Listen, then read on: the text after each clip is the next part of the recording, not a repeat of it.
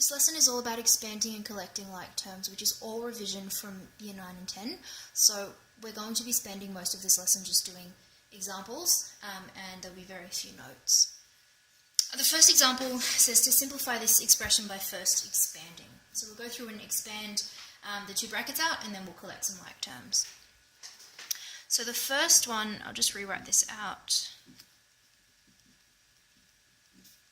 The first one we're expanding is this bracket here. We get 5x, take away 10. That's your first one done. Negative 4 times x, negative 4 times positive 3. Once we've done that, we can collect some like terms. We can see that we've got a 5x and a negative 4x. We're left with x. Negative 10 take 12 is negative 22. Our second example is very similar. We're doing the same thing. So again, just rewrite it out.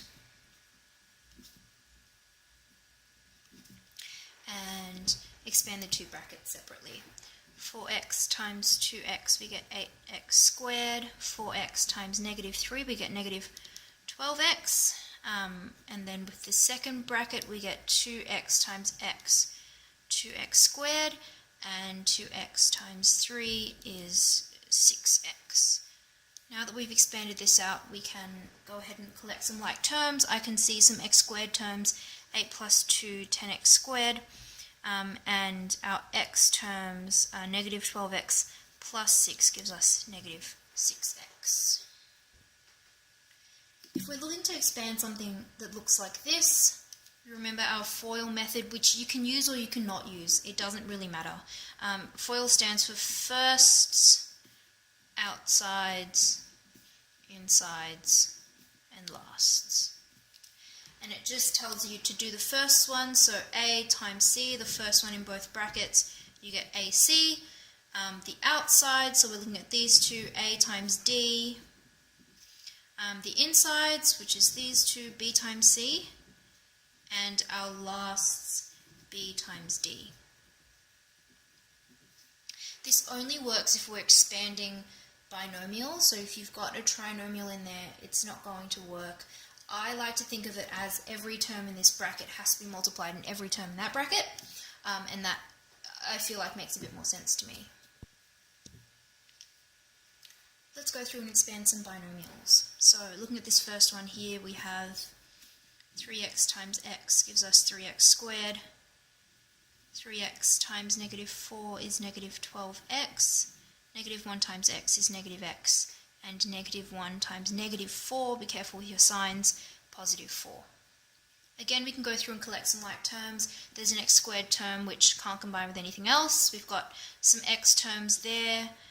We get negative 13x and our constant, which again can't combine with anything else.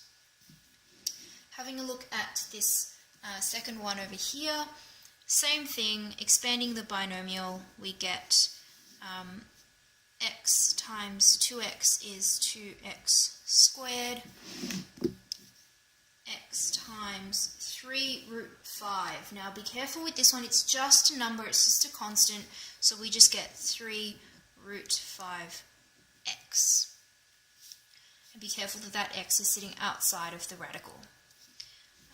We have this negative 2 times 2x is negative 4x, and negative 2 times 3 root 5 is negative 6 root 5. Once again, we can go through and collect some like terms. Again, we've only got the one x squared term, so that remains as 2x squared.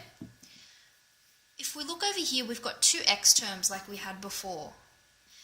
But we can't actually add or subtract those numbers. So what we're going to do is we're going to combine them in a bracket and just say that this is 3 root 5, take 4, x. And then again our constant remains by itself because there are no other constants. What we can also do is use a table to expand a binomial. It's the same thing as expanding it out using the FOIL method. What we're doing here is just putting these binomials across the top and down the side. So the first one is x minus 2, and that second one there is 2x and 3 root 5. What we're doing is essentially finding the area of these rectangles here. So we're multiplying what's on the sides. X times 2x is 2x squared. Negative 2 times 2x will go in this box, so that's negative 4x. This box here will be x times 3 root 5.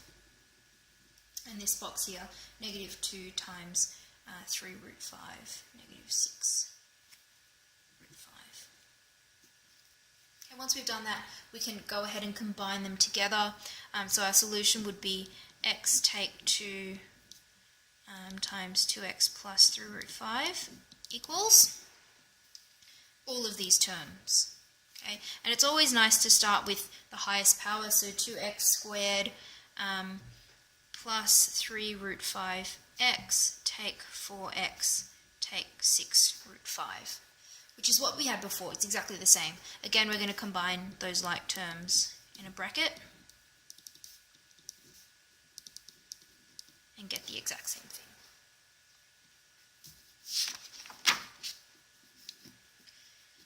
This is where our FOIL method isn't going to work, because we have a binomial here, but we have a trinomial over here. So we can't do first outsides and sides lasts. We need to just make sure that every term in the first bracket gets multiplied by every term in that second bracket. Okay? So let's go through and again write this out. Okay, so let's have a look. Let's start with the first term in this bracket and multiply it through by everything in that second bracket. So it'll be 3x times 2x squared, 3x times negative 4x, 3x times positive 1. Okay, so we've now gone through and multiplied everything through by that 3x. Now we can go through and do the same thing with the 2. Okay, so plus 2 times 2x squared, 2 times negative 4x, and 2 times positive 1. Again, combine some like terms. So we've got an x cubed term that's all by itself. We've got a couple of x squared terms, so negative 12 plus 4. We have some x terms, positive 3 take 8. And we've got a constant at the end. Expand on the CADs, we need to go to main, action, transformation, expand. That will be up there for us. What we need to do is then to put in what we want to expand. So in this case 3x plus 2, close bracket, open bracket, 2x squared, take 4x plus 1, close bracket, and be careful to make sure you close the bracket that belongs to expand as well. Hit execute and it will have expanded that. A couple of rules now. We're going to talk about perfect squares first and then difference of two squares, which again we talked about last year. So if we're looking at expanding this binomial, if we want to square it, we can write it out like this: a plus b times a plus b. We know that that's what squaring does. And then go through and use FOIL. So a times a is a squared, a times b is ab, b times a is also ab, and b times b is b squared. We can combine some like terms. The a squared and the b squared are just by itself, but we've got an ab and another ab, so all up we've got 2 lots of ab. Okay. This is our shortcut down here. Okay, anytime you need to square a binomial, you can use this rule here, which is that you square the first term, a squared, square the last term, b squared, and then it's 2 times the first term times the last term. So let's have a look at a couple of examples. We want to expand this out, and we just want to use our rule. We don't want to go through and write out those binomials and multiply them together. We just want to use our rule. Okay, so we know that it's going to be the first term squared, so 4x squared will be 16x squared. Remember, you're squaring the number and you're squaring the variable, the polynomial. I always go through and square the last term, pop it at the end there. 1 squared is just 1, and then first times the last times 2. So first times the last, 4x times 1 is 4x times 2, 8x. Can't combine any like terms, so we're done. Let's have a look over here at this second example. It says to expand this binomial squared. Again, go through first term squared, last term squared, first times last times 2. So the first term squared, 2x all squared, is 4x squared. The last term squared, what's your sign there?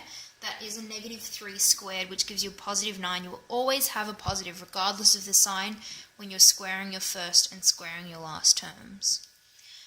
That middle one there, that's where the sign is just going to be whatever the sign of that is. So 2x times negative 3 is negative 6x, and times 2 is negative 12x. So your middle term ends up being negative 12x. Difference of two squares. Again, remember what we do when we're looking at difference of two squares. We can always recognize difference of two squares as being almost like a perfect square. These two brackets are exactly the same. The first terms are the same, the last terms are the same, but one is a plus and one is a minus. Okay, so those operations are different. So let's expand this out the FOIL way again. A times A is A squared. A times negative B is negative AB.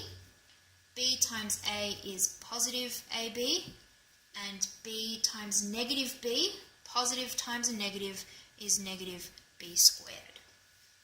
Let's combine some like terms. Again, that A squared, that negative B squared, they can't be combined with anything else. But what can be combined is this AB term and that AB term. We've got a negative and a positive. Negative 1AB plus 1AB gives us nothing. Okay, so there's going to be nothing in the middle here. This is your general rule for difference of two squares. If you're expanding this out, we know it's just going to be the first term squared take away the last term squared. There won't be anything in the middle. Let's expand these out. So they're both difference of two squares, so we know that we don't have to fiddle around with any middle terms. It's just going to be that first term squared. Remember, square everything, so 9x squared. Take away the last term squared, 4. Very straightforward.